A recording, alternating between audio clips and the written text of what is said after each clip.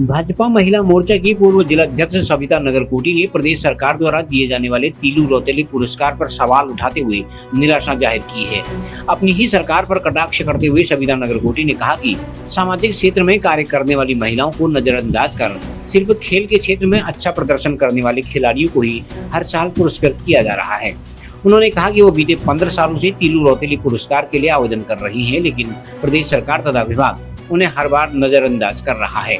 उन्होंने कहा कि वो बीते 25 साल से महिला सशक्तिकरण तथा सामाजिक क्षेत्र में कार्य कर रही हैं, लेकिन आवेदन करने के बाद भी उन्हें नजरअंदाज किया जा रहा है। सविता नगरकोटी ने सरकार पर कटाक्ष करते हुए कहा है कि इस पुरस्कार का नाम तीलू रौतेली खेल पुरस्कार कर दिया जाना चाहिए।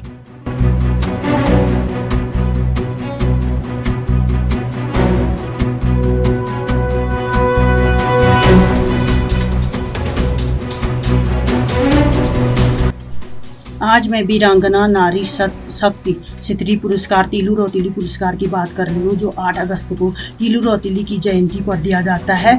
उसमें 8 अगस्त को दिया जाने वाला पुरस्कार जो है राज्य स्तर पर दिया जाता है। मुझे जिस उद्देश्य से इस तीलू रौतेली पुरस्कार की स्थापना हुई थी, उस उद्देश्य में भटकती हुई राज्य आज कहीं न कहीं अपने लोगों को रेवड़ी बांटने का काम कर रही है। खास तौर से बागेश्वर जनपद की बात करूं तो बागेश्वर जनपद में 10 वर्षों से किसी भी सामाजिक क्षेत्र में महिला को पुरस्कार नहीं दिया गया। अगर ये हमेशा बागेश्वर जनपद में खेल पुरस्कार को ही खेल वालों को ही पुरस्कार दिया जाता है। इसका उद्देश्य हर क्षेत्र में कार्य करने वाली महिलाओं का था।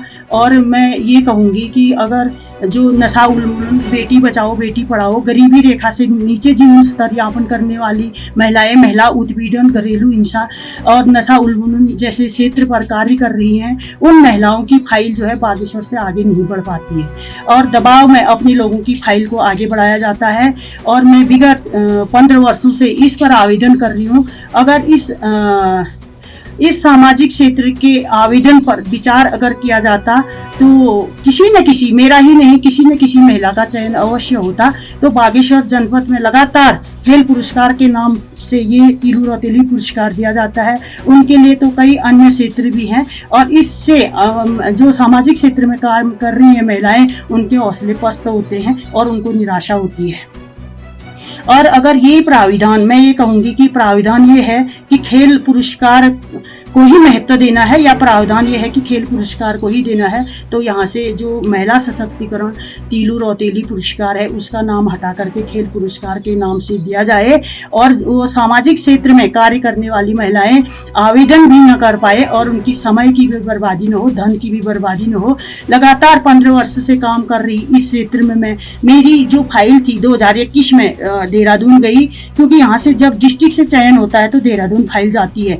तो 2022 में मेरी फाइल जो है फर्स्ट नंबर पे फाइल गई। इस बार की मैं नहीं जानती हूँ, लेकिन बड़ी निराशा होती है, बड़ी उदासी होती है कि ये पुरस्कार जो है अपने लोगों को दिया जाता है, इसमें कोई प्राथमिकता नज़र नहीं आती है। और यहाँ पे कहना चाहूँगी कि बाल विकास मंत्री ने भी दबाव में काम करने का ये अपने मुखार बिंदु से सदन में बोला है और कि दबाव में ये कार्य होता है। और मैं ये कहूँगी कि सरकार से मैं निवेदन करूंगी कि हर क्षेत्र में काम करने वाली महिलाओं को ये पुरस्कार दिया जाए और इस पे जो चाहे वो मैं हूँ चाहे कोई भी हो, हर क्षेत्र में जो काम कर रहे हैं खेल को न दे करके और भी उनको भी मतलब समय के हिसाब से दिया जाए, बारी से दिया जाए और हर क्षेत्र में जो काम कर रहे हैं उन महिलाओं को पुरस्कार दिया जाए।